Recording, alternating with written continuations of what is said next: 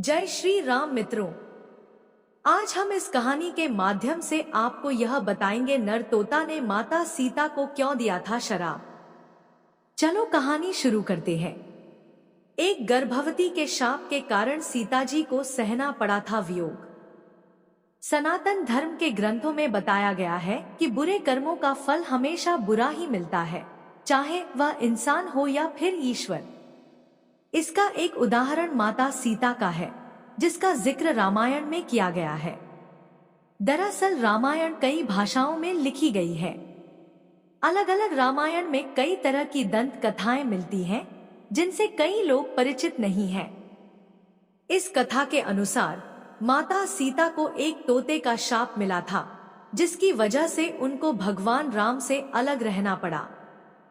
पहले माता सीता को वनवास के दौरान रावण अपहरण कर लेता है और उसका वध करने के बाद माता सीता के साथ भगवान राम की अयोध्या में वापसी होती है। फिर धोबी की वजह से माता सीता को अलग रहना पड़ता है।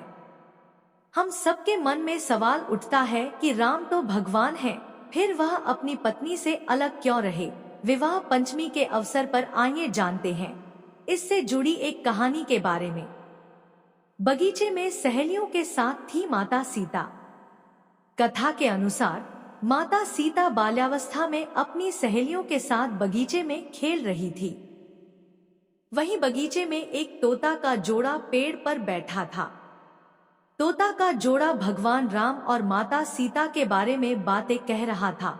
उनकी बातों को सुनकर माता का ध्यान उन पर गया। मादा तोता बोल रही थी कि अयोध्या के राजकुमार राम काफी प्रतापी राजा होंगे। उनसे माता सीता का विवाह होगा। 14 साल राम को वनवास मांगने के पीछे यह राज। तोते की बात सुनकर हो गई थी अंजभित। तोते के मुख से भावी पति का नाम सुनकर माता सीता अंजभित हो गई। उन्हें अपने बारे में और जानने की इच्छा जागृत हुई, इसलिए उन्होंने अपनी सखियों से कहकर दोनों पंछियों को पकड़ लिया।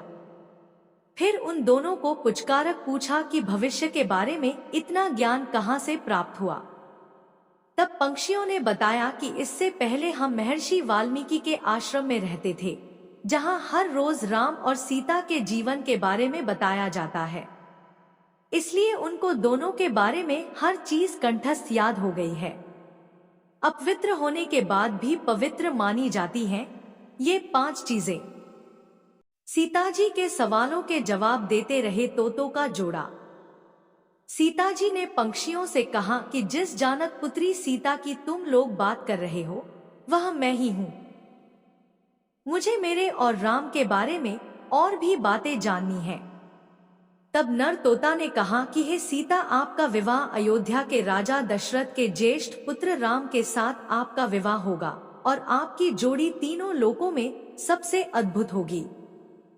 सीता जी सवाल पूछती रहीं और दोनों तोता जवाब देते रहे। नर तोता ने की माता सीता से विनती।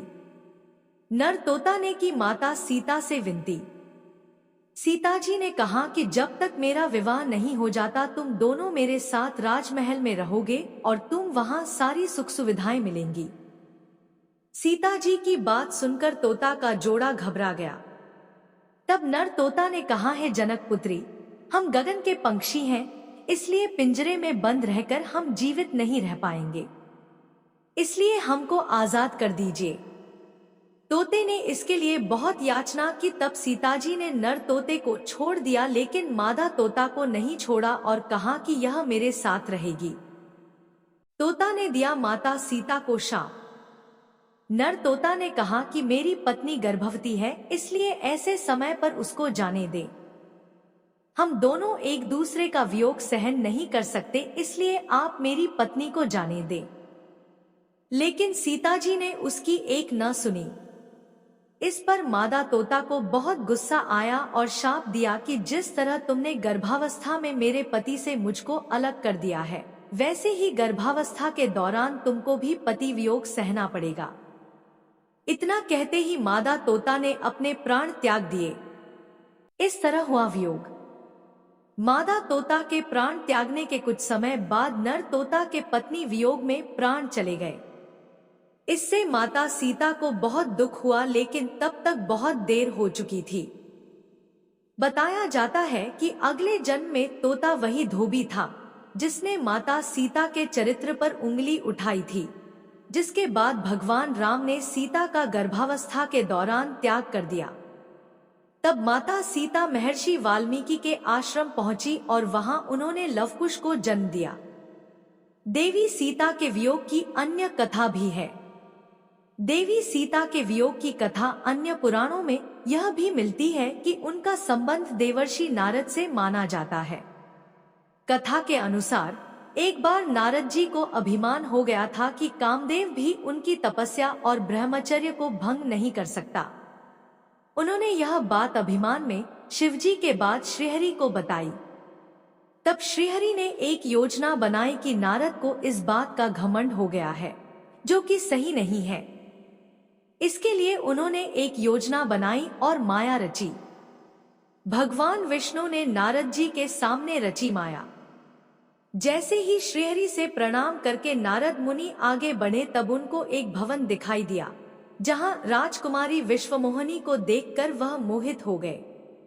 यह सब एक माया थी।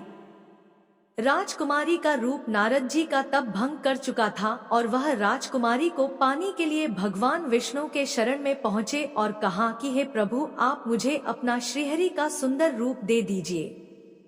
तब भगवान ने कहा कि हे नारद जी, ऐसा न हो कि आप इस रूप को लेकर बाद में पछताएं। दरअसल नारद जी राजकुमारी का रूप देखकर भूल गए थे कि उनका एक रूप वानर का भी है। तब उन्होंने वही रूप नारद जी को दे दिया। नारदी ने भगवान विष्णु को दिया शाप। जब नारद जी राजकुमारी के स्वयंवर में पहुंचे, तब पूरी सभा बंदर वाले मुख को देखकर हंसने लगी और राजकुमारी ने भी मुख को देखकर वरमाला नहीं पहनाई। तब नारद जी ने सोचा कि आखिर सभी मुझे देखकर हंस क्यों रहे हैं और राजकुमारी ने मुझे माला क्यों नहीं पहनाई। तभी भगवान विष्णु सभा में पधारे और राजकुमारी ने उनको माला पहना दी। तब उन्होंने पानी में अपना मुख देखा और वानर वाला मुख देखकर क्रोधित हो गए और क्रोध में उन्होंने भगवान विष्णु को शाप दे दिया कि जिस तरह से मैं स्त्री के लिए तड़पा हूँ, आप भी पृथ्वी पर स्त्री वियोग का सामना करेंगे। जब माया का प्रभाव खत्म हुआ तो नारद जी को अपनी गलती का एहसास हुआ और उन्होंने क्षमा मांगी। तब भगवान राम और माता सीता को वियोग का सामना करना पड़ा।